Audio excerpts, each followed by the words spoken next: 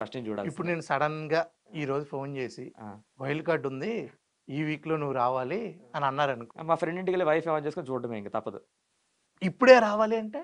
ఇప్పటికిప్పుడు రావాలంటే వాళ్ళు ఇప్పుడిప్పుడు అలా చెప్పరు. వాళ్ళు ఒక 1 డే టైమ్ అయితే ఇస్తారు ఏమో ఖచ్చితంగా. ఎవరికి తెలుసు? ఎందుకంటే ఇలా బట్టలు కూడా లేవు కదా! వాళ్ళ ఛాన్స్ ఆ టైమ్ ఇస్తారు. బట్టలు సర్దుకుంటాను నుంచి ఒక డే అన్న టైమ్ ఇస్తారు.